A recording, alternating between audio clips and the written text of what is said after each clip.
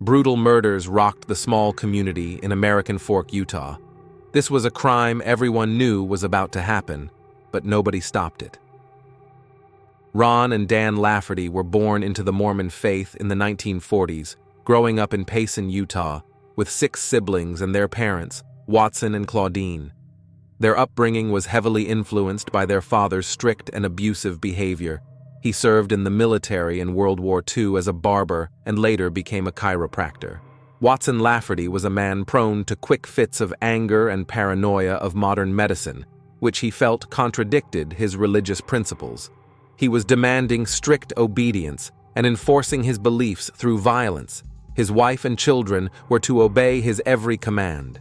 His violent outbursts left lasting impacts on his children. One particularly traumatic incident involved Watson fatally beating the family dog with a baseball bat, an act that underscored the brutal environment in which the children were raised.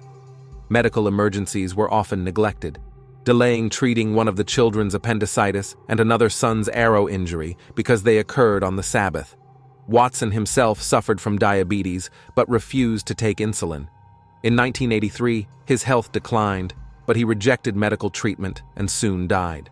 Despite this violent environment, the Lafferty family maintained an outward appearance of devout members of the Church of Jesus Christ of Latter-day Saints.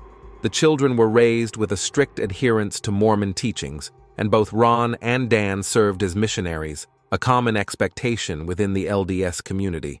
However, the impact of their father's abuse lingered right under the surface. While Ron deeply resented his father's violent behavior, Dan viewed their upbringing the opposite, admiring his father's strict adherence to faith and authority. Ron Lafferty, in his early adulthood, followed a more conventional path. He started with serving on a mission in Florida, then became a respected member of the church, and had 6 children with his wife Diana. He was seen as a stabilizing force in the family, the one offering advice and emotional support to his siblings. However, his life took a drastic turn when he was influenced by Dan to adopt extremist beliefs. Dan Lafferty, after meeting and marrying Matilda during his mission in Scotland, moved to Los Angeles for chiropractic school. They had 4 children and eventually returned to Utah. Dan's deep dive into Mormon history led him to embrace older polygamy-style arrangements and extremely patriarchal views, imposing strict rules on his family before becoming abusive, like his father. He adopted libertarian ideals, refusing to pay taxes or obey the laws, which further alienated him from mainstream society. Together, Ron and Dan became involved with the School of the Prophets, a fundamentalist sect led by Bob Crossfield, known as Prophet Onias. Dan's influence dragged his brothers deeper into fundamentalist Mormonism and libertarianism, setting the stage for their eventual violent actions. The community of American Fork, Utah, where the Laffertys lived, didn't know how extreme and radicalized their views became. Ron's adoption of extremist beliefs and his growing detachment from reality led to Diana divorcing him and taking their children, further pushing him towards fanaticism. Having started as a quest for spiritual purity, their radical behavior increased and led to the eventual formation of the School of the Prophets that went largely unnoticed until it was too late. Alan Lafferty, the youngest brother, married Brenda Wright, a bright and independent student aspiring to be a newscaster. Brenda had more progressive views and sense of independence, which clashed with the extremist beliefs of Ron and Dan, leading to tension and resentment within the family. This clash ultimately made Brenda a target in the horrific events that followed. As the Lafferty brothers' beliefs grew increasingly radical, their actions and outlook on life became more extreme. The pivotal turn began when they were excommunicated from the Church of Jesus Christ of Latter-day Saints. This deeply affected Ron and Dan, who felt betrayed by the church and knew they had to find their own path to spiritual fulfillment. Dan was excommunicated first in 1982 for trying to take his 14-year-old stepdaughter as a second wife, an act that wasn't just illegal, but also strictly against the church's teachings. This was a significant blow to Dan, who'd believed he was a devout Mormon. This pushed him further towards those fundamentalist beliefs, specifically the ones that advocated polygamy and extreme patriarchal control. In 1983, Ron was excommunicated next as his views became increasingly extreme, including his embrace of polygamy like Dan. He followed Dan to the newly formed breakaway sect, which embraced the early Mormon doctrines and claimed to receive direct revelations from God. The brothers' newfound beliefs were reinforced by their interactions by surrounding themselves with like-minded individuals. Prophet Onias, the head of the School of the Prophets, played a crucial role in shaping their ideology and enabling their obsessive behaviors. One of the main goals of the school was to teach followers to receive messages directly from God. Onias preached that the modern LDS Church had strayed from its true teachings and that polygamy and other early practices needed to be revived. Under his influence, the Lafferty brothers began to see themselves as modern-day prophets, chosen by God to carry out a divine mission to cleanse the world of evil and restore the true faith. This belief wasn't a sudden epiphany, but a gradual build-up influenced by years of strict religious upbringing and their own deteriorating mental state. They started to preach a doctrine that was a twisted amalgamation of Mormon beliefs and apocalyptic visions, believing they were chosen to prepare for the imminent end times. The brothers cut ties with those who questioned their views, isolating themselves within their insular group. They saw anyone who opposed them as agents of Satan. Their rhetoric was filled with paranoia and a sense of impending doom, creating an echo chamber that reinforced their delusions. In March 1984, as Ron's grip on reality weakened, he claimed to receive what he called the removal revelation. He believed that God had commanded him to remove several people, including Brenda Lafferty, his sister-in-law, and her 15-month-old daughter, Erica. According to Ron, these individuals were obstacles in his divine path and needed to be removed to fulfill God's prophecy. The tension between the brothers and Brenda had been steadily building for some time. Brenda, a college-educated and independent woman, clashed often with the Lafferty brothers over their radical views. She was seen as a threat, especially because she encouraged her husband, Alan, to distance himself from his brother's extremist beliefs. Ron blamed Brenda for his divorce, convinced she had encouraged his wife to leave him, and saw her as the primary reason for their troubles. Brenda's sister, Sharon Wright Weeks, said, "Diana really loved Brenda. Because all of the other Lafferty brothers had wives that they treated like second-class citizens, Brenda ended up giving Diana the courage she needed to leave." As Ron's mental state declined, Dan's loyalty transformed into a blind devotion, leading him to accept Ron's revelation without question. He believed it was their duty to carry out God's will, no matter the cost. This unwavering belief in their righteousness created a dangerous synergy between the brothers. Brenda Wright, born on July 19, 1960, was a vibrant and determined 24-year-old woman. She was an intelligent and ambitious individual with dreams of making a difference. She attended Brigham Young University, where she studied broadcast journalism and was to become a newscaster. Her bright personality and beauty were evident, as she was the first runner-up in the Miss Twin Falls pageant in 1980. Brenda was known for her strong-willed and independent nature, which put her at odds with the Lafferty brothers' extremist views. Despite the confrontations, she stood firm in her beliefs and provided support to Alan, encouraging him to not stray from the modern teachings of the LDS. On July 24, 1984, everything reached a tragic climax. Ron and Dan Lafferty decided to act on this removal revelation. Their plan included not only Brenda and Erica, but also two other intended victims, Chloe Lowe and Richard Stowe, who had supported Brenda and opposed the brothers' extremist views. Armed with a sawed-off shotgun, a deer rifle, and a boning knife, they made their way to Brenda and Alan Lafferty's home in American Fork. Brenda was at home with her daughter Erica when Ron and Dan arrived. Alan, Brenda's husband, was away at work, unaware of the horror that would soon unfold. He had just spoken to both of them on his lunch break. The brothers first got to Alan and Brenda's house at 1:30 p.m., but no one answered the door. Ron had the sawed-off piece of Dan's shotgun hidden up his right sleeve and a 10-inch boning knife tucked into his left boot. Dan said later he had been praying for God to send a sign if killing the mother and child was not, in fact, what Ron was supposed to do.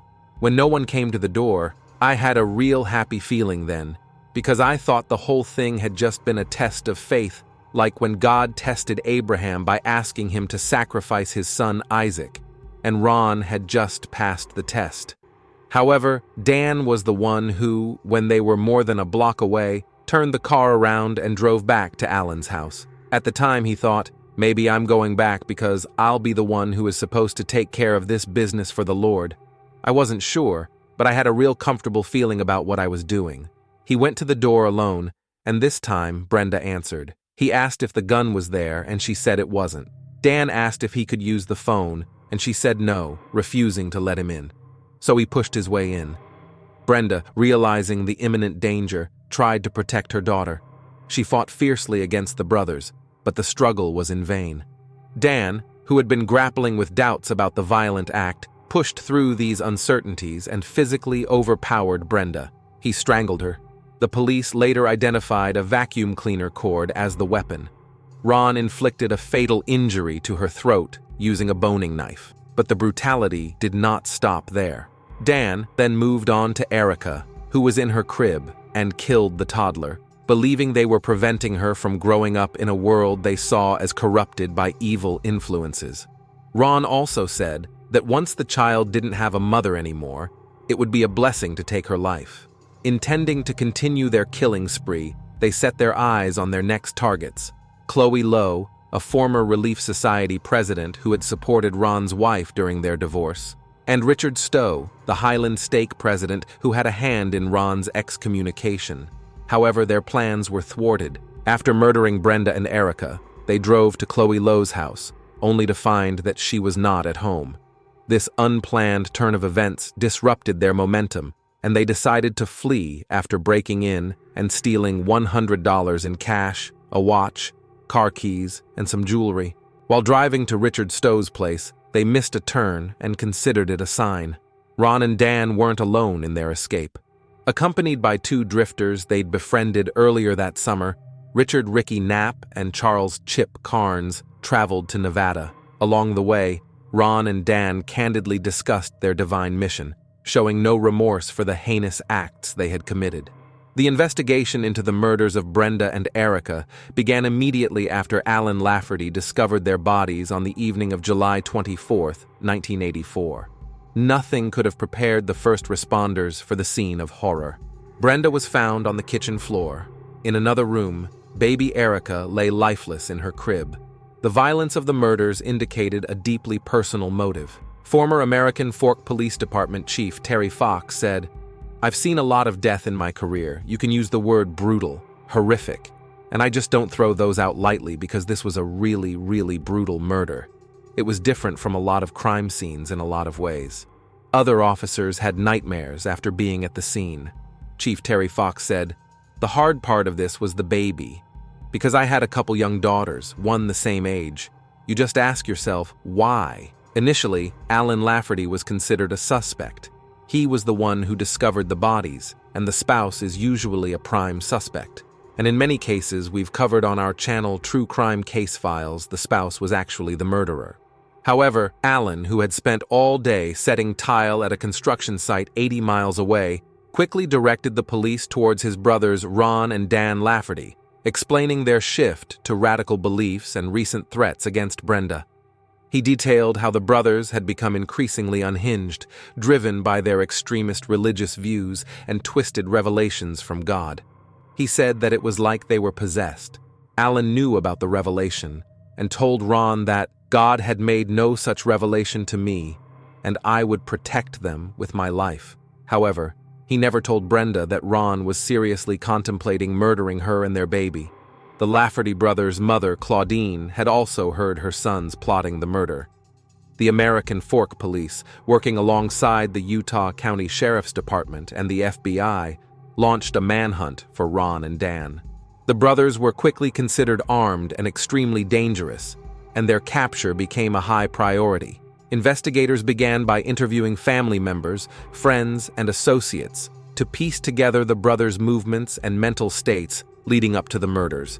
Yet, it was key information that came from Richard Ricky Knapp and Charles Chip Carnes, two drifters who'd picked up the hitchhiking Lafferty brothers. They were apprehended shortly after the murders and agreed to cooperate with law enforcement. Knapp and Carnes provided detailed accounts of the days leading up to the murders, the crime itself, and the brothers' plans afterward. Their testimonies were crucial in understanding the full extent of Ron and Dan's intentions and their belief in the so-called removal revelation. Their investigation revealed the depth of the Lafferty brothers' radicalization.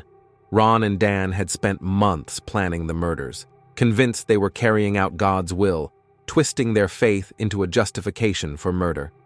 They had discussed the removal revelation with members of their fundamentalist sect, the School of the Prophets, and had received no significant opposition, which further enabled them. Following the month-long intensive manhunt spanning several states with several different agencies, officers apprehended the Lafferty brothers on August 17, 1984, in Reno, Nevada. Ron and Dan had fled Utah and were on the run, attempting to evade capture. The brothers, fueled by their delusions, believed they were untouchable. Their overconfidence became their downfall. On the day of the arrest, Ron and Dan were dining at a buffet in the Circus Hotel and Casino in Reno. FBI agents and local law enforcement surrounded the area and moved in to make the arrest. The brothers were taken into custody without incident, a surprising turn given the violent nature of their crimes and their armed state during the murders. The arrest brought a sense of relief to the community of American Fork and to Brenda's grieving family. Following their arrest, Ron and Dan were extradited back to Utah to face charges for the murders of Brenda and Erica. As they awaited trial, the Lafferty brothers remained unrepentant. Their zealotry distorted morality. They didn't think they were guilty of any crime and continued to assert that their actions were dictated by divine revelation. 5 months after the murders, while awaiting trial, Ron Lafferty attempted to take his own life using a t-shirt and a towel rack. Though he regained consciousness, a psychiatrist testified in 2013 that the lack of oxygen to his brain led to hallucinations and delusions, which could have rendered him incompetent to stand trial decades earlier. In the months leading up to the trial, prosecutors worked around the clock to compile evidence and prepare their case. The testimonies of Knapp and Carnes were front and center, providing first-hand accounts of the brothers' behavior. They recalled Dan describing Brenda's and Erica's murders. However, Ron was the one who told them in great detail how he killed Brenda and thanked Dan for doing the baby, because I don't think I had it in me. Carnes testified that Ron pulled a knife out of his pocket saying, "I killed her. I can't believe I killed her." The legal proceedings began in 1985, with both brothers facing charges of first-degree murder for the deaths of Brenda and Erica Lafferty. Given the high-profile nature of the case, the trial was held under tight security. The courtroom was filled with family members, journalists, and members of the public, all eager to see justice served. Claudine Lafferty, their mother, faced reality of her son's transformation from devout believers to murderers. The prosecution set out to prove that the murders were premeditated and carried out with malicious intent, driven by extreme religious beliefs. Ron and Dan Lafferty were tried separately. Dan, choosing to represent himself, portrayed his actions as fulfilling a divine commandment, showing no remorse. His courtroom demeanor was calm and composed, often discussing his extremist views openly. He admitted to his role in the murders, further shocking those present with his lack of regret. He said, "I don't know why those names were on the list. The Lord has strange work to do, and all I know is it's been pretty strange, if you ask me. Unlike my older brother, I didn't really have bad feelings toward Brenda or Erica. I was just doing God's will." He said Ron was frightened by the revelation at first. I told him, "Well, I can see why you're concerned. All I can say is make sure it's from God. You don't want to act on commandments that are not from God, but at the same time you don't want to offend God by refusing to do his work." Dan was the one who killed Erica in her crib. He said, "I talked to her for a minute. I said, I'm not sure why I'm supposed to do this, but I guess God wants you home. Then I closed my eyes so I didn't see what I was doing. I didn't hear anything. I like to think she didn't suffer." He said that, not until he saw the crime scene photos was he sure of what he'd done. He then walked back into the kitchen and killed Brenda, again closing his eyes. Dan said that he was acting as the arm of God, while Ron was the voice of God. "I'm not ashamed of what happened. It was just a matter of business. Ron's trial was more complex due to mental health issues. He refused to let his lawyers claim that he was mentally ill during the killings in hopes of obtaining a manslaughter conviction, resulting in his conviction and death sentence. After his initial conviction in 1985, Ron's legal team appealed, arguing that he was not mentally competent at the time of the murders or the trial. This appeal led to a retrial in 1996, during which Ron was again found guilty and sentenced to death. Ron wore a sign on the back of his pants that said "Exit Only" to prevent evil spirits, which he believed sought to enter his body through his rear. Throughout both trials, Ron maintained that he had acted on divine instructions. He said, "True fairness was served by the act, immaterial of who carried it out. I don't care if Santa Claus committed the act, justice was served." Brenda's sister Sharon Weeks said, "When I went through the whole retrial in 1996 and got to go through the whole court process, it was really amazing to see how it had nothing to do with religion. It has nothing to do with fundamentalism. It was a good old-fashioned crime of passion." The prosecution's case against both brothers was bolstered by the testimonies of Knapp and Carnes. Their detailed accounts of the brothers' planning, execution of the murders, and subsequent flight provided a clear narrative of premeditation and deliberate action. The defense attempted to argue that the brothers' actions were the result of severe mental illness and delusions of grandeur, hoping to lighten the sentences they faced. However, the jury was unconvinced, particularly given the brutal nature of the crimes, as well as the brothers' lack of remorse. The prosecution stated that their actions were not the result of insanity, but of a dangerous and radical ideology. The verdicts in the trials of Ron and Dan Lafferty reflected the severity of the crimes. Dan Lafferty was found guilty of 2 counts of first-degree murder. His decision to forego legal counsel and his lack of remorse throughout the proceedings left little room for leniency from the jurors. They sentenced him to 2 life terms in prison without the possibility of parole. Judge Robert Bullock said at the sentencing, "In my 12 years as a judge, I have never presided over a trial of such a cruel, heinous, pointless, and senseless a crime as the murders of Brenda and Erica Lafferty, nor have I seen an accused who had so little remorse or feeling." Both brothers were incarcerated in Utah, but their experiences and attitudes towards their sentences differed significantly. Dan Lafferty was placed in the Utah State Prison. Throughout his time in prison, Dan remained unrepentant and steadfast in his beliefs, describing his maximum security unit as his monastery. He often spoke about his actions with a disturbing calmness, maintaining that he had acted in accordance with divine will. Dan's continued adherence to his radical views reinforced the decision to keep him incarcerated for life. He isn't eligible for parole. He said, "It's never haunted me. It's never bothered me. I don't blame anyone for not understanding it. But if you had done it, it wouldn't haunt you either. It was a strange phenomenon." Dan believes he won't die in prison. He envisions the prison walls collapsing, allowing him to emerge as the biblical prophet Elijah, proclaiming the second coming of Christ. He said, "I don't feel comfortable saying I know I'm Elijah, but I'd be pretty surprised if I'm not." Ron Lafferty spent over 3 decades on death row. His time in prison was marked by numerous appeals and legal challenges, focusing primarily on his mental competence and the validity of his death sentence. However, Ron's death sentence remained upheld by various courts, and he remained on death row until he died from natural causes in 2019 at the age of 78. His lawyer said, "Mr. Lafferty believed his incarceration and conviction were the result of a conspiracy between the state, the church, and unseen spiritual forces, including the spirit of the trial judge's deceased father, among others. He believed that all of his attorneys were working against him, and that one attorney was his reincarnated sister, who later became possessed by an evil spirit." For the Wright family, the loss of Brenda and Erica was an unimaginable tragedy. Brenda's parents and siblings struggled with their grief, while also being thrust into the public eye thanks to the high-profile nature of the case. Brenda's sister, Sharon Wright Weeks, emerged as a vocal advocate for victims' rights and reforming the death penalty. She argued that the lengthy appeals process associated with death penalty cases inflicted additional trauma on victims' families, who were forced to endure years of legal battles and public scrutiny. She said, "Finding out the death penalty isn't real, I would like to see the state provide justice.